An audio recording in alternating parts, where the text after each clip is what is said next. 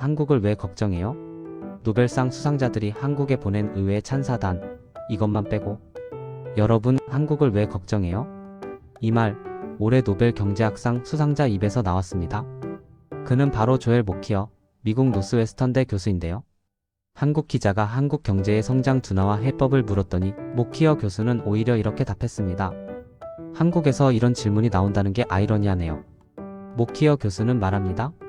1950년대 폐허 속에서 1인당 국민소득이 세계 최하위 수준이던 한국이 지금은 세계에서 가장 부유하고 평화로운 나라 중 하나가 됐다며 이건 기적적인 성장이라고 극찬했습니다.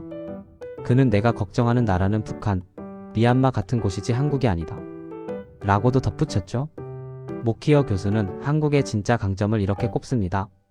국경을 열고 세계에 검증된 기술을 빠르게 흡수한 나라. 즉, 개방성 그리고 배우는 속도가 한국 경제의 핵심 경쟁력이라는 겁니다. 그는 이 자리에 있는 누군가는 한국산 자동차를 타고 있을 텐데 그걸 나쁜 기술이라 부르지 않을 거다. 라며 웃음을 보였다고 합니다. 그런데 딱 한 가지 노벨상 수상자들이 공통으로 걱정한 부분이 있었습니다. 바로 저출산입니다. 모키어 교수는 단호하게 말했습니다. 한국은 지구상에서 출산율이 가장 낮은 나라 중 하나입니다. 아이를 더 낳아야 합니다. 지금의 출산율은 한국의 침체 요인 중 하나입니다. 같은 날 함께 수상한 피터 하잇 브라운대 명예교수도 혁신은 젊은 세대에서 더 잘 나온다며 고령화는 혁신에 불리하다고 분석했습니다.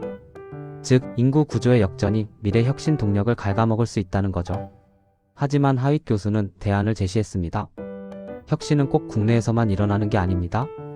국제적인 아이디어 교류와 개방성이 중요합니다. 학문, 연구, 기술 협력 등에서 국경을 넘는 아이디어 흐름을 유지해야 한다는 조언이었습니다. 두 교수는 또 한 가지 공통된 해법을 내놨습니다. 바로 강력한 반독점 정책과 경쟁 환경 조성입니다. 하윗 교수는 이렇게 말했어요. 한국처럼 성공한 나라가 혁신을 이어가려면 강력한 반독점 정책이 필요합니다. 경쟁이 치열해야 기업이 뒤처지지 않으려 더 많은 혁신을 한다는 겁니다. 반대로 독점이 심해지면 기업은 안주하게 되고 혁신 요인이 사라진다고 지적했습니다. 모키어 교수는 마지막으로 이렇게 덧붙였습니다. 한국의 경제 전망은 밝습니다. 하지만 한국은 큰 나라, 특히 중국 옆에 있다는 점이 늘 도전이죠. 그래서 더더욱 중요한 건 개방성입니다. 그는 강조했습니다. 무역뿐 아니라 국민이 자유롭게 말할 수 있는 표현의 자유, 자유로운 언론, 민주주의를 반드시 유지해야 합니다. 경제의 힘뿐 아니라 사회 전반의 자유와 개방이 결국 한국의 성장 엔진이라는 메시지였습니다. 노벨 경제학상 수상자들이 말하는 한국의 진짜 경쟁력, 개방성, 자유 그리고 혁신. 하지만 그들이 걱정한 단 하나, 저출산. 여러분은 어떻게 생각하시나요? 한국의 다음 도약을 가로막는 건 정말 인구일까요? 아니면 다른 문제일까요? 댓글로 여러분의 생각을 남겨주세요. 한국은 여전히 배움과 혁신의 나라입니다. 하지만 미래 세대가 있어야 그 이야기는 계속될 수 있습니다.